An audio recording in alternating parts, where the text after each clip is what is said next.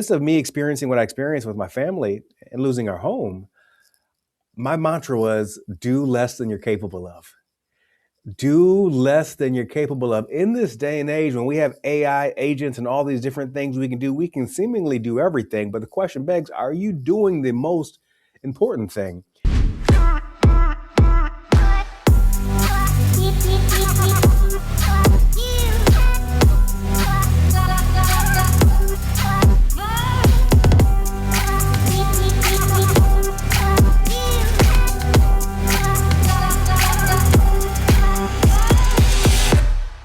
Hey friends, welcome back to the Show Up season of the Mary Marantz Show, a season all about how we never asked you to be perfect, we just asked you to show up. And today I had the huge honor of sitting down with my amazing friend, Antonio Neves. Antonio is a best-selling author, sought-after international keynote speaker, and award-winning journalist whose work has reached millions through NBC, PBS, MTV, and in the NBC Today Show. His previous book, Stop Living on Autopilot, helped countless readers across the globe reclaim their power and purpose. He's a former NCAA athlete, an Ivy League graduate, and he is here today to talk to us all about how to show up and win the day with his most recent book, The One Day Method, The Surprising Power of Winning One Day at a Time. Antonio, welcome back to the Mary Marantz Show. Oh my goodness, I just got a big smile on my face. I'm happy to be here. Thank you for having me again. It means a lot. I could walk around and give that introduction for you everywhere if you'd like. Every time you enter a room, I could just do that for Hey, you. I might take that audio and do it myself and just blast it with a boombox on my shoulder. I mean, listen, with a lineup like that, I think, a lot of people probably expect this episode to be all about like, just do it, win and to win and to win. And they're about to get a really big shock for, what we're actually talking about of what it really means to show up one day at a time. So just a little bit of background. We first became friends through our mutual friend, Jess Ekstrom, who is also about to be on the show again. Got a brand new book coming out called Making It Without Losing It, How to Stay Motivated in a World Where We Are Never Done.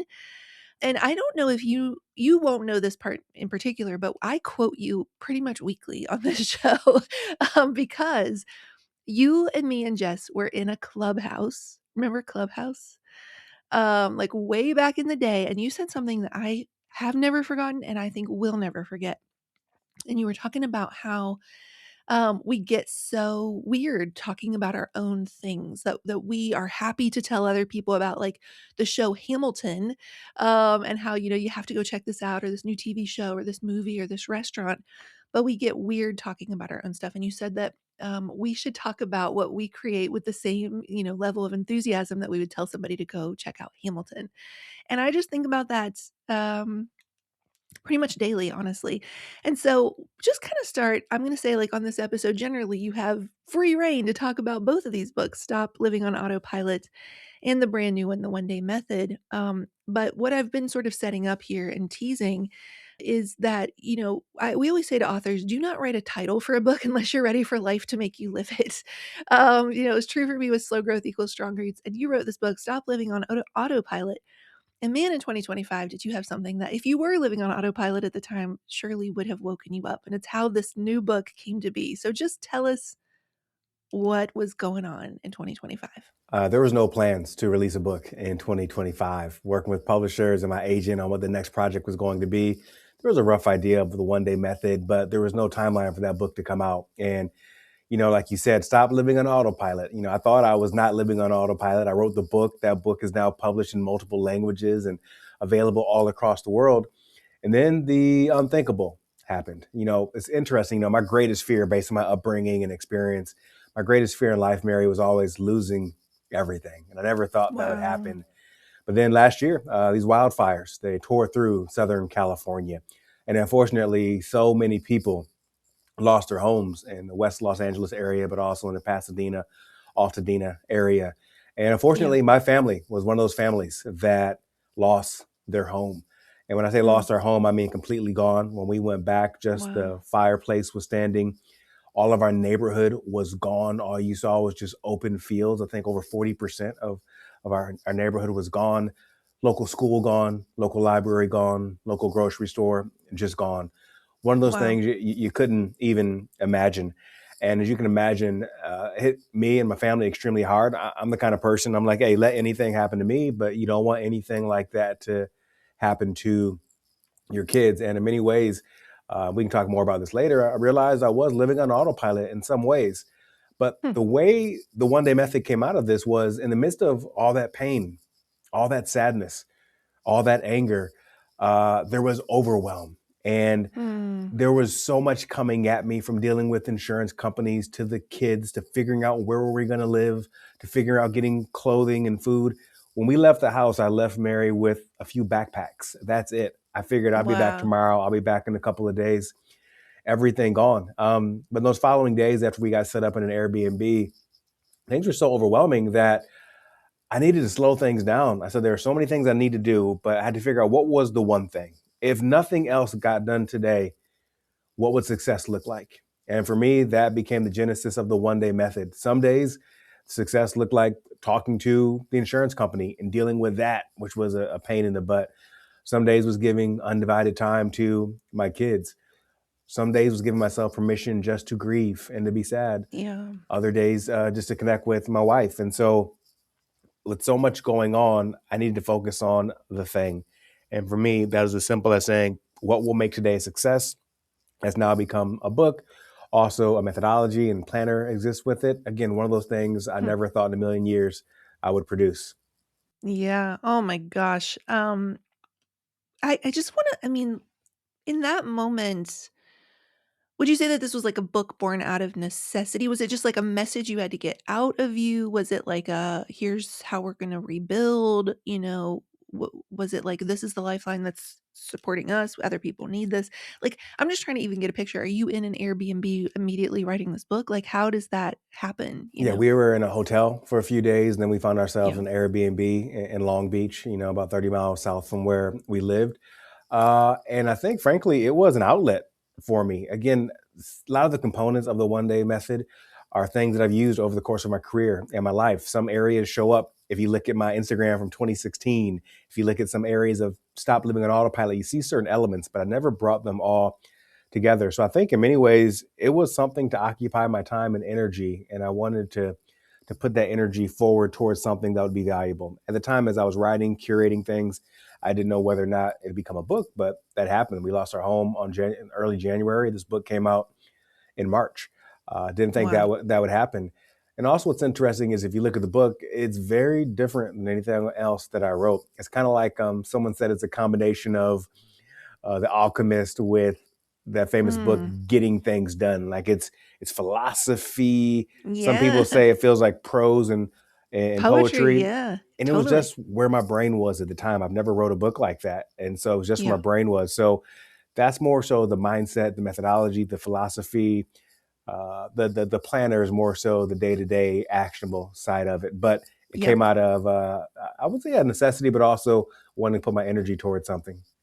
Yeah, I love it. You open the book by saying, life has a way of stripping everything down to what matters. In 2025, wildfires took everything from my family, our home, our belongings, our safety. When you lose everything, you learn something profound. Life doesn't wait. It moves in days, in choices, in moments. As I write these words, I'm using the one day method to rebuild our life from scratch. Not tomorrow, now. This method isn't theory. It's how you move forward when moving forward feels impossible.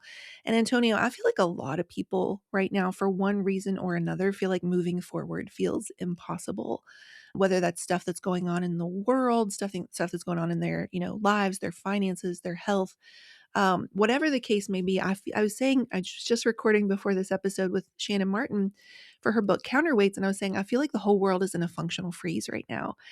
Just talk to us about what it is about the one day at a time. I mean, we hear that in like, I'm a huge fan of the show Mom, which is about a mom and a daughter in Alcoholics Anonymous, and that's like one day at a time is sort of a bedrock of that program. And there is something about we can't live in tomorrow, we can't live in yesterday. Like today is all we have. So, what is it about when it feels impossible? What does taking it one day at a time help you do? What does it help your brain do? What does it help your body do? What does it help you do to focus on? Well, first, it's what a gift to the nervous system when we can Yeah. stop thinking about 5 years from now, a quarter from now, a month from now, and we can lock into today and those things that we can control. I mean, look, I'm a coach by trade, right? And I've been a speaker for a long time. And for the longest time, I talked about those 5 year visions and the North Star and what your annual goals and your resolution and all those things. And I think there's a place for all of those. But for a lot of people who are in the muck, if you will, things are a little bit messy, they're a little bit dirty. All of that can be overwhelming for them thinking so far ahead. And there are so many planners I've used over the years, but some planners even feel like jobs. I'm like, yo, I'm Yes. just trying to get through today. And you're asking me all these journal entries in about 5 years and this and that. And then you want me to scorecard this week. And I'm like, way too much. Again, they all serve different purposes. Uh, but in the midst of me experiencing what I experienced with my family and losing our home, my mantra was do less than you're capable of. Do less than you're capable of. In this day and age, when we have AI agents and all these different things we can do, we can seemingly do everything. But the question begs, are you doing the most important thing? That's why it starts with that question: what will make today a success, if nothing else? And I think you can answer that question, which most people don't start their day. Unfortunately, most people start their day. What do? They use this thing right here, their phone, Mhm. as an alarm clock. And before you know it, Mary, and I'm guilty of this, by the way, before you've even decided what's most important about my day, if nothing else gets done, what must get done from a business perspective, a personal perspective to move the needle, before we've even thought about that, we open up our phone and we're checking out emails that have come in overnight and what other people want from us. We go to social media and all of a sudden we were feeling good when we woke up. Now we're comparing ourselves to someone we don't even know. We go to the news sites and we hear about these wars and different things happening. And so before we made a decision, we're getting inundated with all this information. And for me, that was just overwhelm, and I needed to simplify.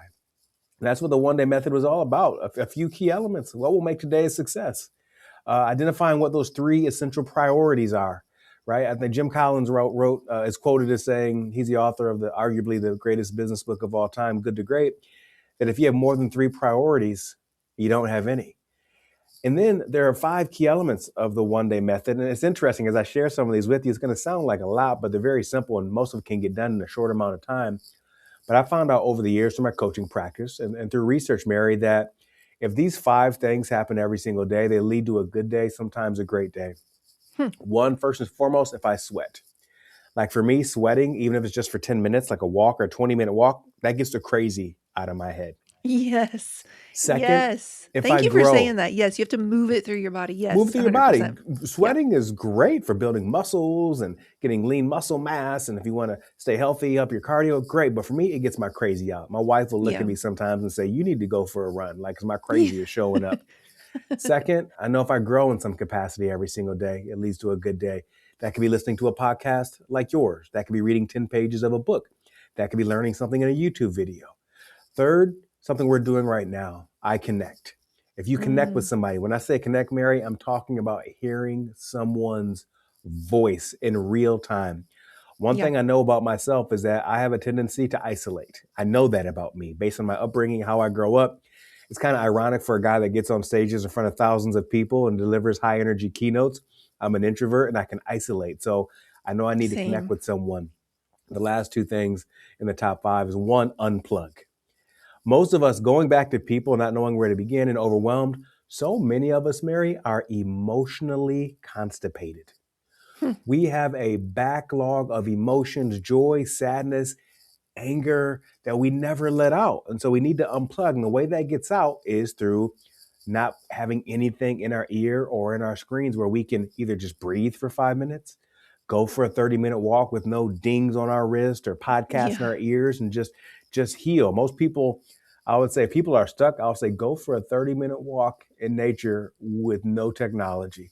I guarantee you're gonna have a breakthrough aha moment or something like that.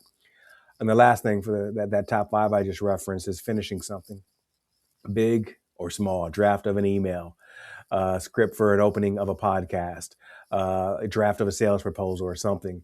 So those five elements fall into the one day method. And for me, when I checked those things off of the list, they were tangible, they were real. They Yeah. weren't like, have a good day. It wasn't open ended. And I think what also happens, and it'd be interesting to hear your perspective, I think when people set goals for themselves, even when it comes down to the granular to a day basis, you have to ask yourself, is this goal check offable? Mhm. Or is it just a feeling? You know, be more playful, be happy, spend time with my kids. Okay, a little bit vague. Spend 10 minutes of uninterrupted time with my kids. Read for 10 minutes. Got to be more specific. So I could lay out more of the one day method, but for me, it was as simple as doing less than I was capable of, but doing the right things. Yeah, you know what I love about that, Antonio, is it leads me so perfectly into the next question, which is that so many of us are waiting for a perfect day. Like we're waiting to both achieve a perfect day and we're waiting for this perfect day to start, and it is just these sort of like it's vibes. It's all vibes. Like I'll be more successful, be more present. What does that mean? And you say most lives are lost in the space between intention and action, in the gap between some day's promise and today's reality, in the quiet surrender of now for later. You go on to say, for over a decade, I've watched the pattern, endless potential, waiting for the perfect moment. And this reminded me a lot of, I don't know if you know this, but I have an achiever quiz it went along with my second book, Slow Growth, but we carried it over into Underestimated. And it's these 5 different achiever types. One of them is called the illusionist in the distance. And the illusionist never gets started because they're waiting for all of the conditions to begin to be perfect, including themselves. That there's this future version of them that, eats the bag of kale in the refrigerator and has the perfect cursive swoop and organizes their purse or whatever. And until they become that person, they think they can't even get started.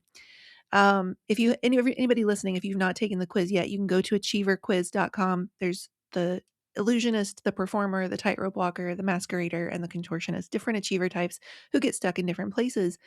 But the illusionist in particular, and I think that there's a lot of people listening that fall into this category, is oh, there's an elusive someday that will somehow magically have more time, more energy, more focus, more discipline, more, more and more. And it's just like you say so beautifully in this book, it just never happens. Like we're waiting on these, like, with a future that isn't here yet, a past that's already gone, and the perfect time to begin is now. So just talk on that about, like, have you dealt with that, Antonio, of waiting for the perfect time to begin? You do not strike me as that at all. You strike me as somebody who just, gets things done. But talk about yourself when it comes to waiting for the perfect day. I thought I was active. I thought I was dialed in and doing the things that I write about, that I talk about on stage. But this was a big wake up call for me. Now, look, I don't recommend anyone loses their home in a wildfire to have a wake up Yeah. call. I think if there's a message overall in this is that there is only now. And I also love the Spanish proverb, the quote that goes, "Tomorrow is often the busiest day of the week." Tomorrow is often Wow. the busiest day of the week because what do? We wait and say we're going to get to it tomorrow. But the truth is, there is only now. Does that mean we have to finish everything today? Absolutely not. But what is a meaningful step that we can take? And I write a lot about this and stop living on autopilot. But it took losing my home to realize in many ways I still was on cruise control and I was coasting. And I'll give you a great example of this, Mary. There's been a big goal in my heart, a dream in my heart. I'm a dreamer. I'm a small town kid from Michigan that grew up not far from a NASCAR speedway. 6 divorces between my parents. Moved over 15 times before I graduated from high school. Like, so I've always been a dreamer that things could look a little bit different, be different in my life. And I've been wildly blessed in so many ways in this lifetime. Even amidst the pain and struggle, I still see all the blessings over the course of this past year. But a dream I've had for years, ever since I studied abroad in Spain when I was in college, I said, you know what? My dream is to spend a month abroad with my family every Mm, year in a foreign country, nice. soaking up another culture, another language, different food, and all of that. But guess what, Mary? Over the years, I found every excuse possible of why I couldn't do that. It wasn't the right time, work was too busy, cost too much, kids' schedules, and all those kind of things. Well, I'll tell you one thing, losing everything in a fire kind of blows away all of your excuses, it burns them away. And it took literally that, Mary, for me to, for the first time, accomplish that goal in 2025. Not only did my family spend a whole month abroad internationally, we ended up in total spending 2 whole months abroad in 2025. And the truth of the matter is, that would have happened if it wasn't for that fire. Once again, I don't invite anyone to have to go through a tragedy, but I talk about this a lot on stage and we talk about life altering events. I had a real life altering event, a life changing Mm, event. But I challenge people, don't wait for a life altering event to live the life you're supposed to be living. I wrote that and Wow. stopped living on autopilot. And guess what? The author was doing exactly that. I don't want any of your listeners to wait for a divorce to say, hey, maybe I should spend more time on my relationship. I don't want any of your listeners to say, hey, you know what, maybe I need to file for bankruptcy before they realize they have to get their financial house in order. I don't want anyone on your podcast listening have waiting to get a DUI to say, maybe I have a problem with this substance. And I sure the heck don't want someone to wait till they get a pink slip and get fired from their job that they complain about, that they hate, to realize that, oh, maybe that job isn't so bad. So for me, as I remind people, don't wait for that life altering event to live the life you're supposed to be doing. And if it's not, maybe it doesn't need to be as aggressive as getting across the country, excuse me, across the ocean for a month, but there is something you can be doing. And last thing I'll say on that is I had all the excuses for the years why we didn't spend that month abroad, Mary. Now I realize I could have did it a long time ago. I Hmm. could have did it a long time ago. There's so many things we think we have to wait for. But in my experience, tomorrow is the only day that man has never experienced. Yeah. So get after it today. Yeah. Gosh, I love that. Well, let's talk about like some stuff that gets in the way that we allow to steal our focus. You talked about that phone being, the first thing you're looking at to tell you what to do, what to, prioritize in the morning. Speaking of achievers, one of the things you say in the book is that many of the people, that this book is for many people, but one of them is for the achiever whose scattered focus is stealing their power. And I recently heard somebody say diluted focus, diluted results. That was Rory Vaden who said that. Diluted focus, diluted results. In Underestimated, I say distracted work will never be our legacy. Deep work will. So these are sort of like three flip sides of a three-sided coin, apparently. And you add to this, the quiet truth is your day belongs to whoever claims it first. So my question for you is, first of all, just amen to all of that, like co-sign all of that. And then how do we deal with this when our jobs themselves kind of are requiring, like, I feel like, I wanted to be an author because I wanted to write words. I wanted to live in my bathrobe and be a recluse and have my dogs and come out one week every few years and say, here's my new book. Enjoy. And what it actually looks like is being very, very on. I'm a huge introvert like you are. I love to isolate. I could spend time with me all the time, you know? And I feel like this job requires so much of us that feels very, there's an image in the book where you talk about, pouring water on concrete and it's very wide, but it's only like a millimeter deep. So, gosh, what do we do when it's like we know what we need to actually get moving, but the world is demanding this other version of us? Well, first, I love the quiz that you mentioned earlier. And I think something like that Thanks. can be just a great step, just awareness. So I'm Mm, fired up to try that out and figure out, who I yeah. am in that heuristic. That is fantastic. So kudos to Nice. you for coming up with that. Thank I you. think what's critical for us is to press pause for a quick moment so we can get a diagnostic of where we are. We're just good at moving, moving, moving, moving, but we never press pause to one to say, hey, where am I at?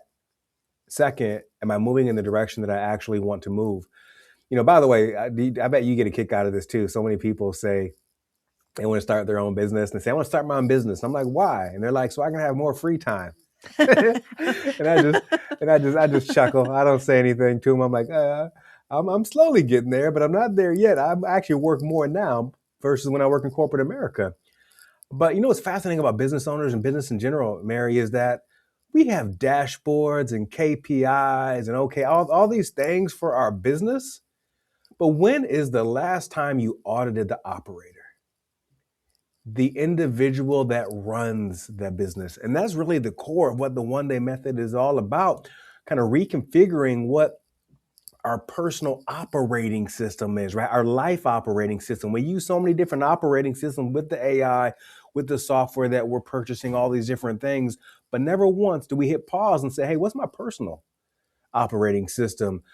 What is over indexed? What is lower? So, for example, for me, I was over indexed on computer screen on AI, but I was under indexed on engaging with people. Yeah, Right? One of the fastest way to amplify your business or your message is by dealing with people, hearing people's voices, going to conferences, going to that's events, right. reminding people that you exist. Nobody wakes up thinking about me, right? No one wakes up thinking about you. So I think we have to take a close look at our personal operating system and audit the operator.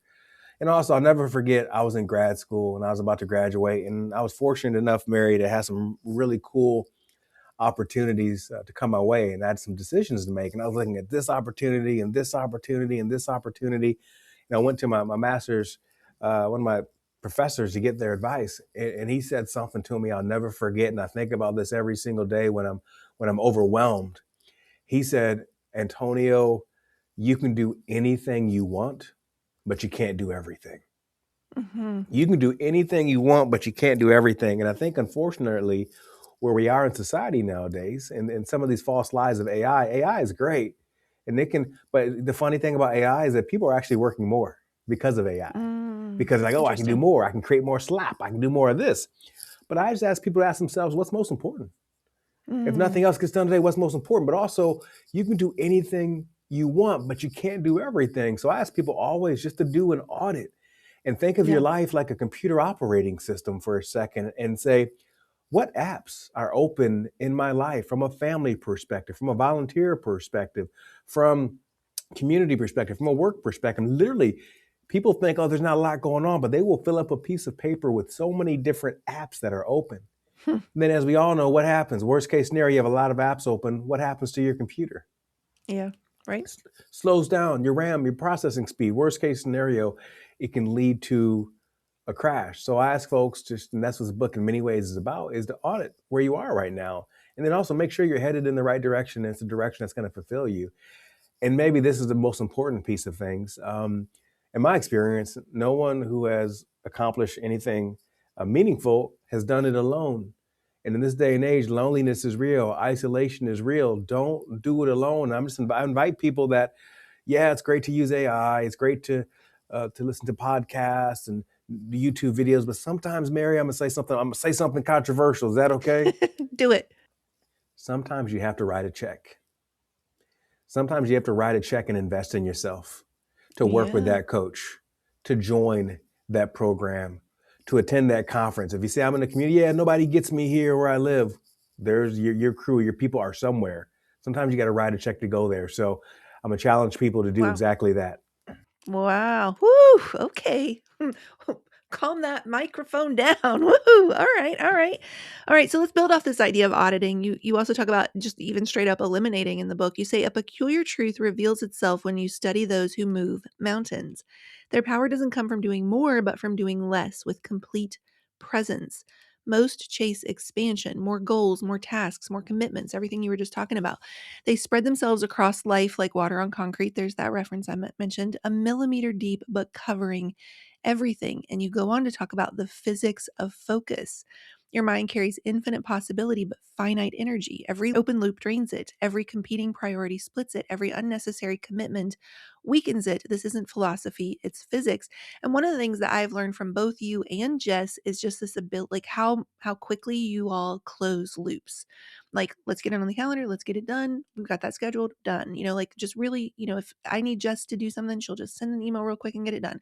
I need you to schedule a thing, it's just done. And I am not naturally that way. I'm naturally like it piles up and the RAM is, it's choking on the adware. And so I've really learned that from you, to just we're closing loops, we're getting it off our plate, and we're keeping our minds open for that, the rule of three you mentioned, the three priorities, or you have none. There's a really interesting thing about being a person who eliminates in a world that is, I put it in my notes as like this modern convenience world is actually really complex. I complain to Justin all the time about all these so-called modern conveniences are actually we spend more time managing them than we do getting anything else done. We're sort of drowning in our modern conveniences. So how counterculture are you going with this? So, like, let me give you an example. It's a modern convenience that Chewy will deliver our dog's Simparica Trio. Except then I have to go to the vet to get a prescription. Except then I have to take him in for another appointment, even though he's not due, just so they will sign off on it. Then I got to get it like scanned at Staples. You know what I mean? And so now that we're like 8 steps deep for the modern convenience of it being delivered to my door, or things just disconnecting, whatever. There's lots of examples of this. So how counterculture are you going? Like when your home burned down, how much of like the way life had been going were you burning down with it, in terms of we're just not doing this anymore? How much did you start to let go of? How much did you start to eliminate? Well, it was eliminated not by choice. That's right. And it caused me to reframe, like, what more do I? You know, it's crazy. We had a nice size home, nothing crazy by by some American standards. We had about, I think, 2,200 square feet, 2,100 square feet, and I live in New York City in 600 square foot apartment, so I can live small, I can live big. But you know what's crazy, Mary? We had a lot of great art in that place. Like, I had a nice separate office studio. We had a lot of great things that we had collected over the years. When we lost that house, there were only a couple of things that I thought about that I really, really like, darn, I wish I would have grabbed it. One, my father passed a few years ago, and I never scanned in some photos of him when he was in his 20s and 30s before I ever met him. I'm really sad I didn't get that.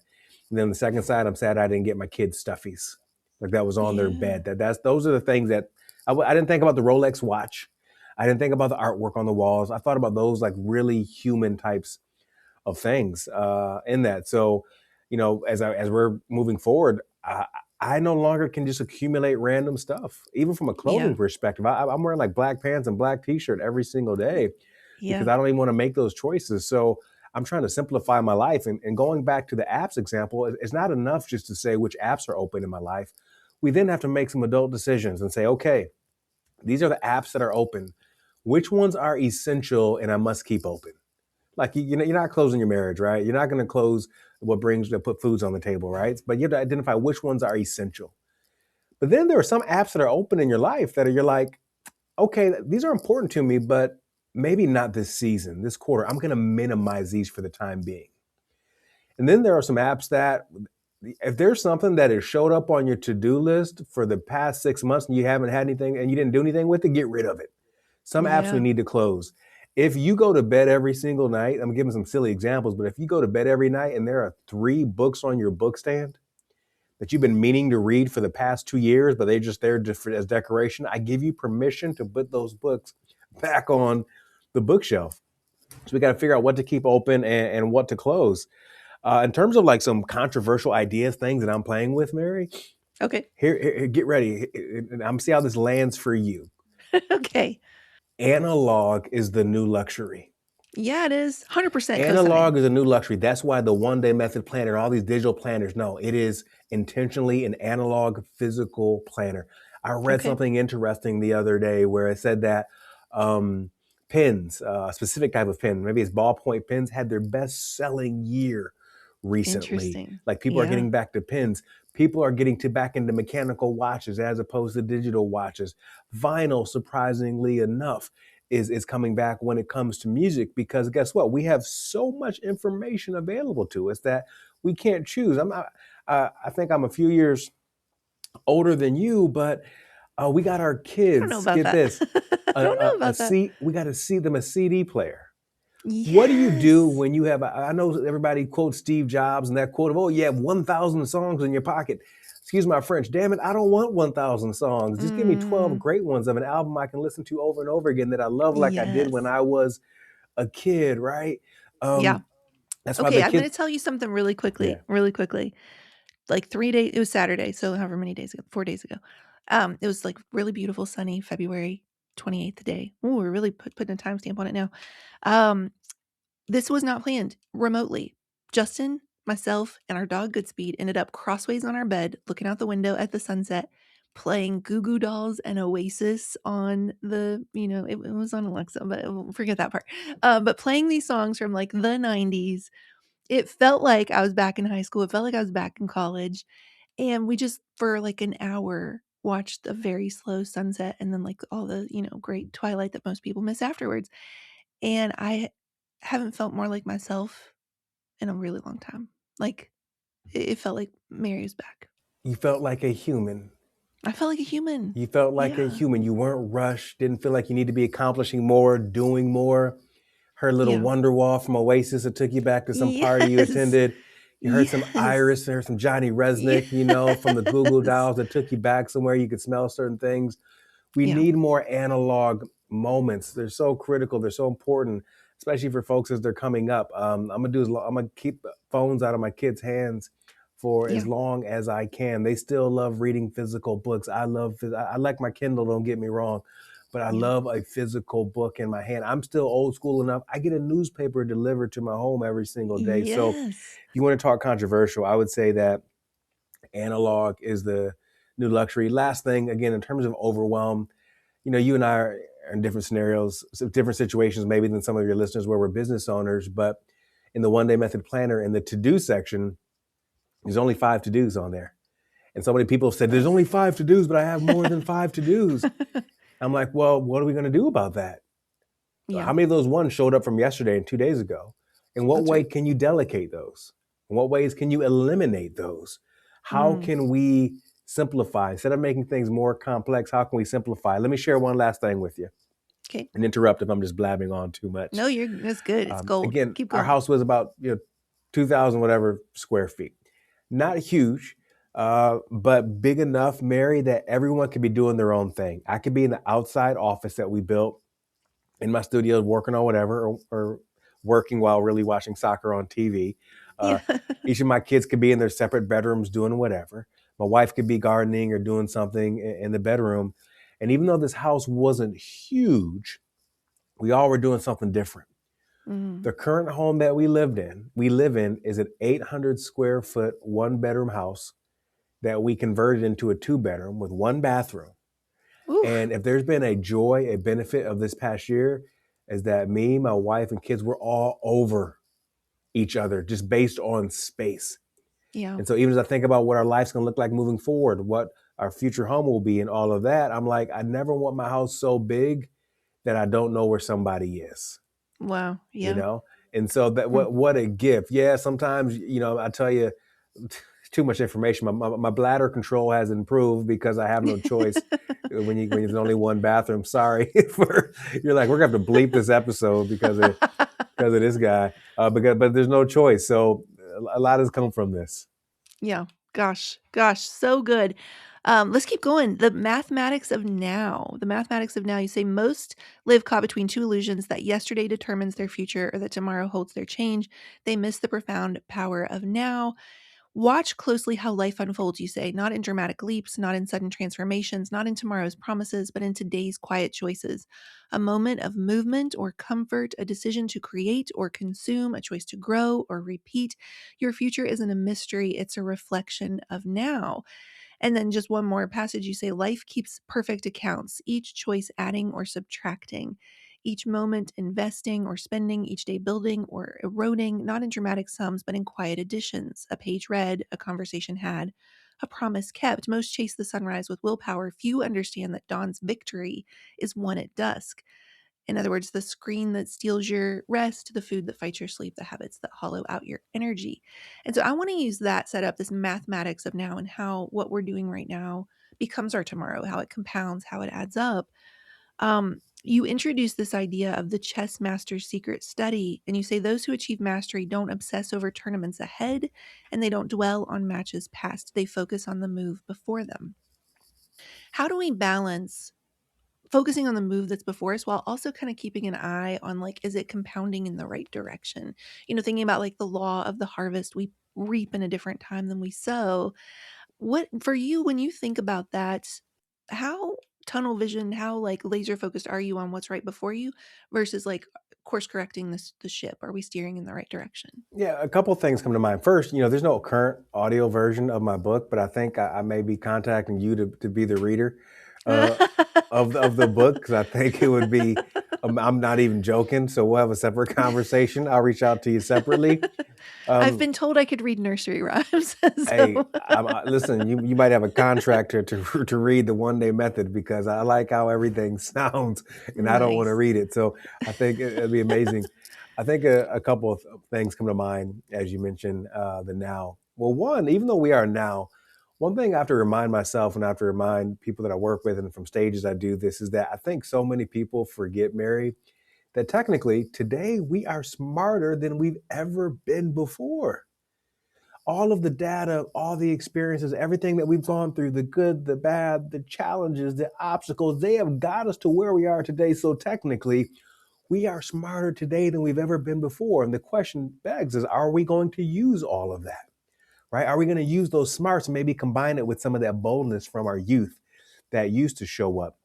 Now, To get more specific on your question, yes, I want to focus on today, the moves that win today. And if win today, I can stack those days on top of each other that lead to a great week, a great month, a great quarter, etc. And I think an example of that is, when we talk about lead measures and lag measures.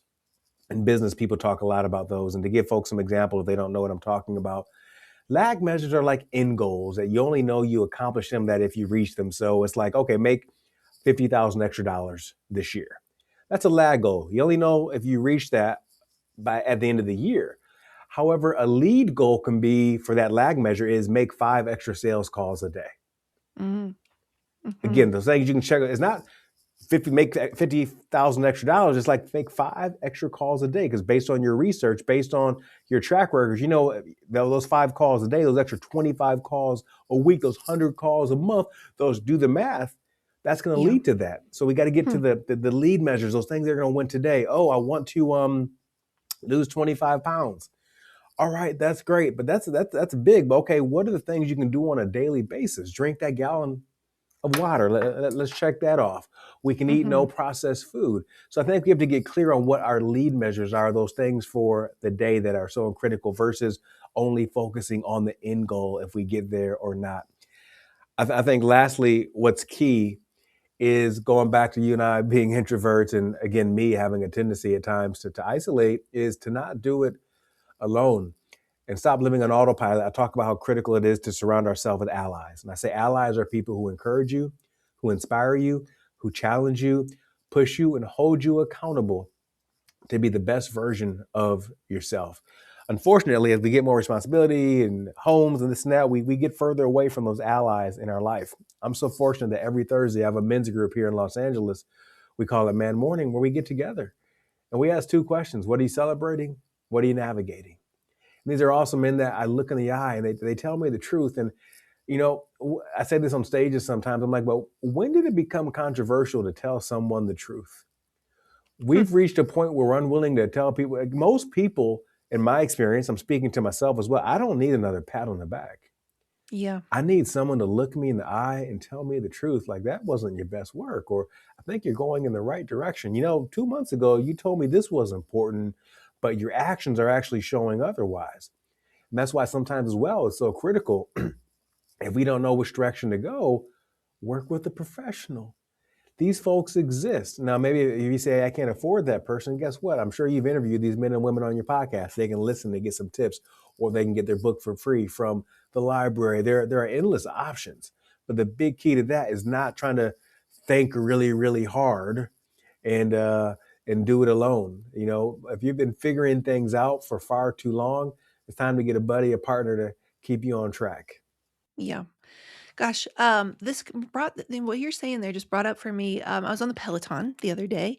Who's Um, your favorite instructor? I think that's a critical question to ask. okay, so I think it's a tie between Robin Arzón, which is what the story's about, and Ally Love. These are my two. These are my two. I used to really enjoy Kendall Tool. We would call her Kindle O'Toole at our house, but she's no longer there. But yeah, I think it's a tie between those 2. Robin gets a little more of the '80s references in there for me, so I really appreciate that. So I was on the Peloton and Robin said, and I actually keep these, so my Peloton is right there. I can almost touch it. And I keep these pink, whoop, there it is, these pink Post-its and a pen on a little table right beside it because I get some of my best ideas when I'm on the Peloton. But this one was her idea, her quote. She said, "Our character knows when we cut corners." Come on. Come on. Yeah, I just had to sit in that one for a little while. Our character knows when we cut corners. And, it just sort of got me thinking about how our integrity really is accumulated, piled up in these sort of moment by moment decisions. And so much of the world is trying to find a way to, like, like you talked about with AI, like speed it up, do it faster. It's the goal is not who can do it the fastest, it's who can come out of it the most changed. And I think we've just lost this idea that doing the hard work day after day after day, one day after another, one day at a time, through doing that hard work, we become the person who's going to be able to hold all the success we're hoping for. So I guess just sort of leave us with some thoughts on that. Your thoughts on our character knows when we cut corners, specifically when you're thinking of the person. who's listening to all of this, they're feeling really called out right now. They know they've been waiting for the perfect day. Just talk to them about what we do today to make this day matter and how our character knows when we cut those corners. Yeah, I mean, a couple of things come up, and in my coaching work, when I'm talking to people like, "Oh man, that was good. You really called me out. I needed that." And I remind people that I will never call you out, but I'll call you up.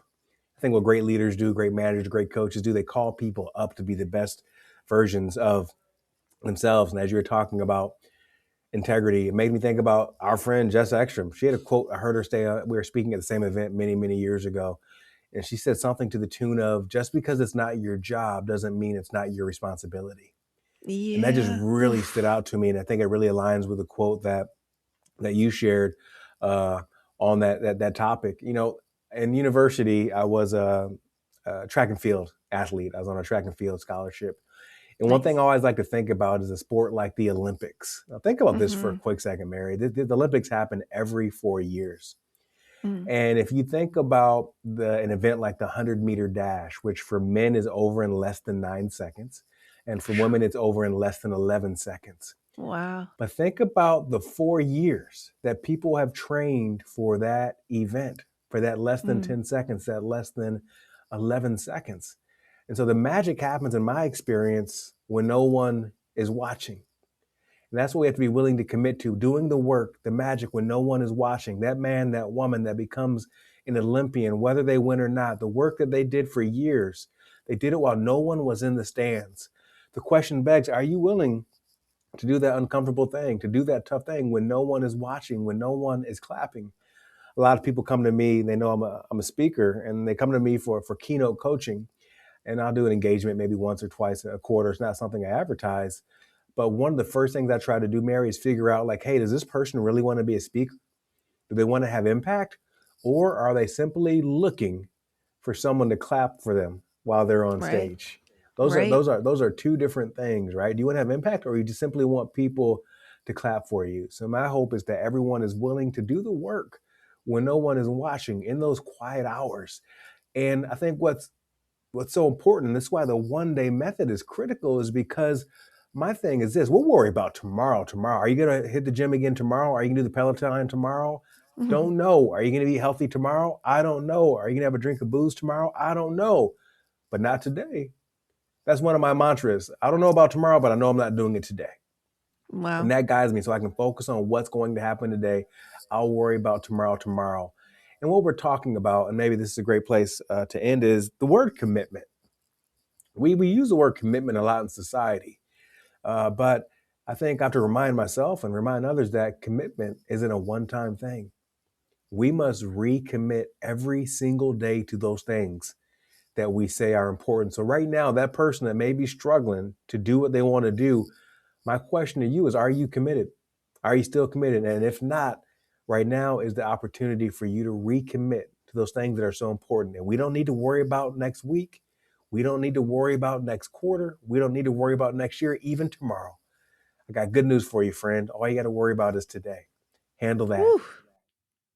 Oh, well, I have zero doubts in my mind that after people listen to this, they're gonna want 1,000 times more you in their life. So, Antonio, let them know where they can find you, the book, the journal, maybe come see you speak. Like, where are all the best ways to come connect with you next? Yeah, I'll send you to two places. One, you can learn more about the 1 day method at theonedaymethod.com. That's the number one, theonedaymethod.com. And to find out more about me and my speaking, where I am all across this country and globe speaking on stages, you can go to theantonioneves.com. Love it. Love it. All right, friends, the book is The 1 Day Method: The Surprising Power of Winning One Day at a Time. It is out now everywhere books are sold. Get this in your hands. And for now, I want to leave you with these words from Antonio. Your dreams don't care about your excuses. Your potential doesn't accept your reasons. Your future isn't waiting for perfect conditions. People will support you, they'll cheer for you, they'll celebrate your victories. But no one, absolutely no one, can care about your life more than you do. This is both a burden and a gift. Burden because there's nowhere to hide, gift because there's nothing holding you back. Until next time, friends, this is the Mary Marantz Show, and welcome to your show up season.